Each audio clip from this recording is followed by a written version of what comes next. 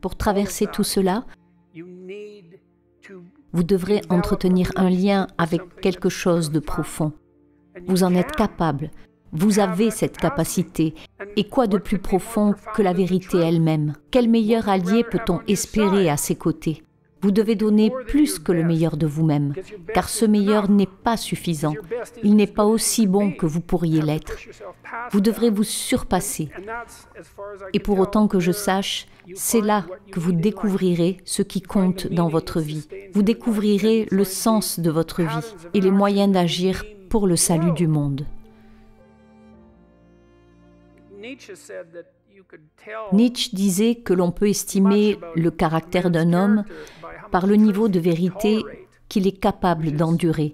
Ce qui est très intéressant, il y a dans la grande tradition occidentale une idée selon laquelle la vérité est le parcours de vie et que personne ne vient au Seigneur autrement que par la vérité.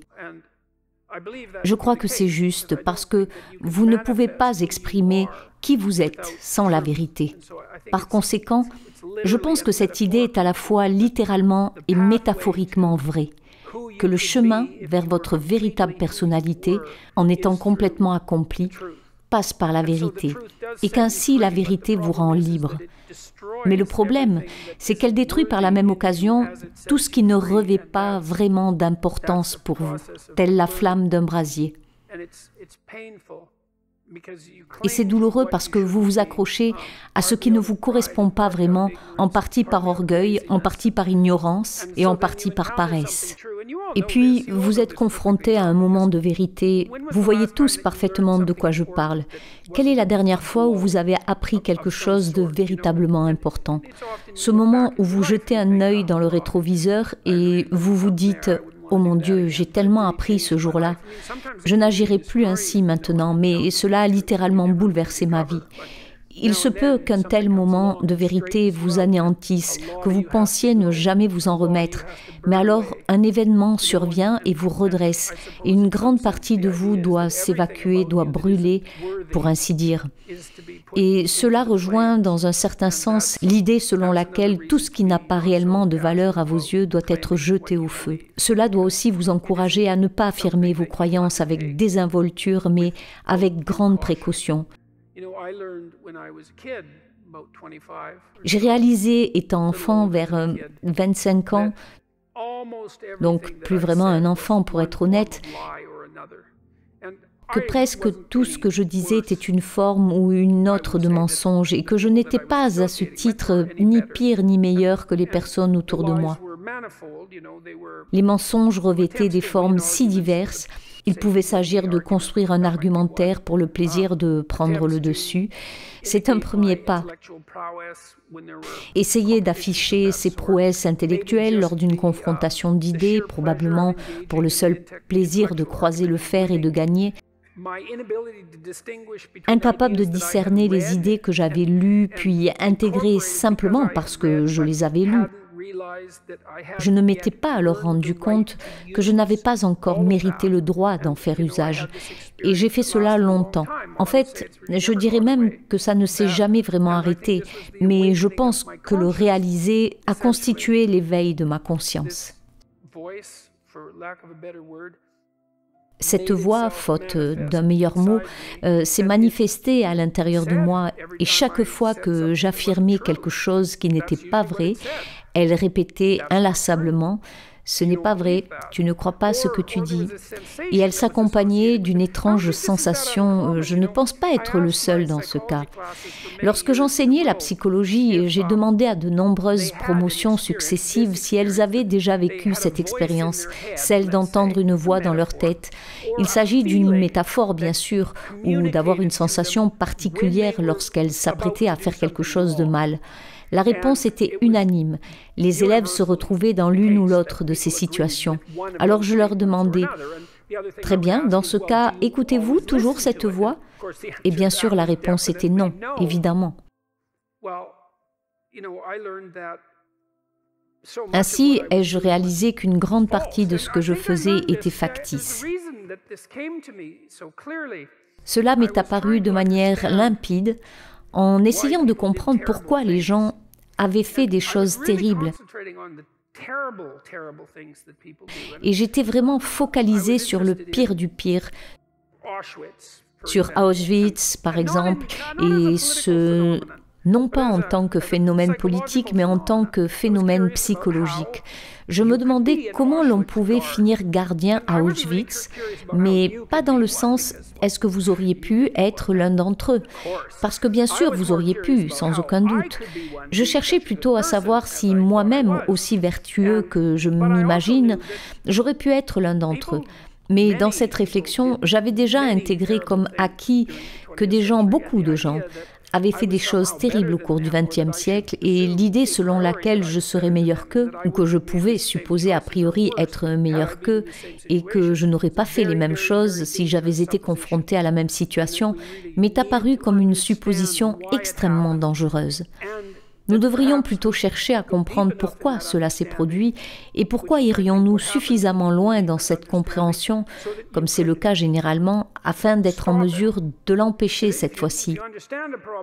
Parce que si vous comprenez le problème, vous avez une chance de le résoudre. Et j'en suis venue à penser, tout du moins en partie, que comme l'affirmait Solzhenitsyn, la ligne entre le bien et le mal se dessine dans le cœur de chaque être humain. Je lisais Jung en même temps, qui croyait que l'âme humaine est un arbre dont les racines poussent jusqu'en enfer, et qu'entreprendre l'exploration exhaustive de l'ombre, que constitue le côté obscur de la psyché humaine, est essentiellement un puits sans fond, comme une plongée en enfer. Cette idée m'a également paru juste. Et finalement, le seul moyen d'empêcher ce genre de choses de se produire est de vous empêcher vous-même d'être le genre de personne qui les ferait, ou même les initierait. Parce que l'autre leçon à retenir de ces atrocités, selon moi, afin d'éviter qu'elles ne se reproduisent, afin d'en garder correctement la mémoire, c'est de bien intégrer que vous auriez pu y participer, vous auriez pu contribuer à ces choses terribles, parce que les gens qui les ont faites étaient comme vous. Le seul moyen de s'en sortir est de refuser d'être comme ça.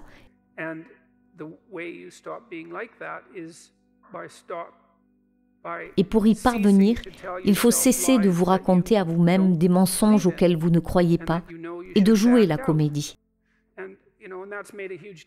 Cela a fait une énorme différence dans ma vie, pour le meilleur et pour le pire.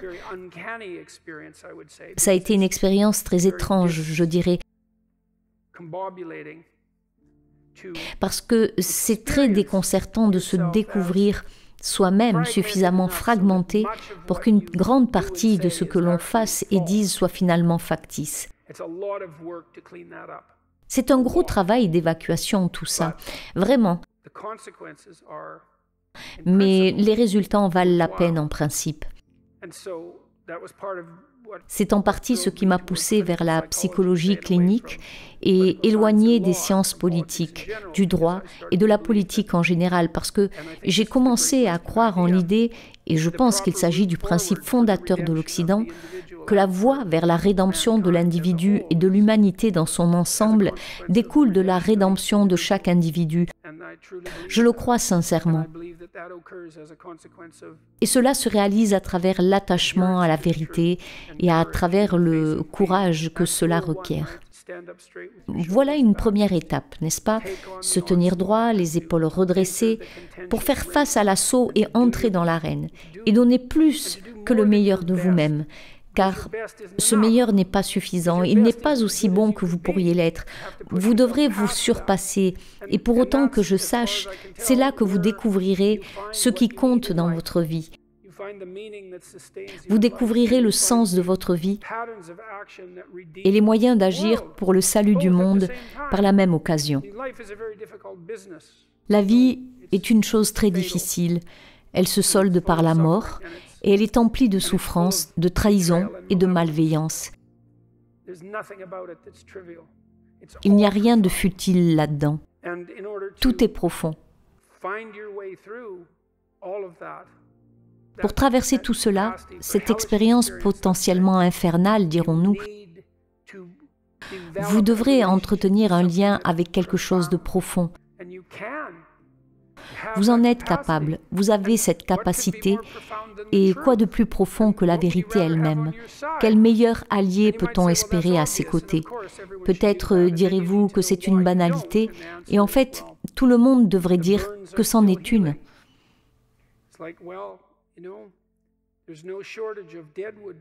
Mais alors, vous devrez comprendre pourquoi vous ne l'appliquez pas. Et la réponse est qu'en fin de compte, les brûlures cicatrisent toujours. C'est comme s'il ne manquait à la fois jamais de bois à brûler et jamais de douleur quand le bois brûle. Et c'est ce qui fait que les gens ont peur de la vérité. Alors, quelle décision prenez-vous personnellement? Décidez-vous de croire? C'est un risque existentiel. C'est un acte de foi. Vous croyez que la vérité peut vous rendre libre. Vous croyez que les gens ont une part de divinité intrinsèque dans leurs âmes. Vous décidez que vous allez vivre selon cette idée et que vous allez laisser mourir en vous tout ce qui n'est pas digne de cet objectif et que cela constituera la quasi-totalité de ce que vous serez. C'est une perspective terrifiante à contempler, mais la seule chose qui est pire, à mon sens, c'est l'alternative à cela. Parce que l'alternative consiste en ces genres d'enfer que nous avons réussi à mettre en place autour de nous, et avec une expertise particulière à travers les régimes totalitaires du XXe siècle. Et ce serait une bonne chose si nous décidions collectivement et individuellement de ne pas y revenir. Merci.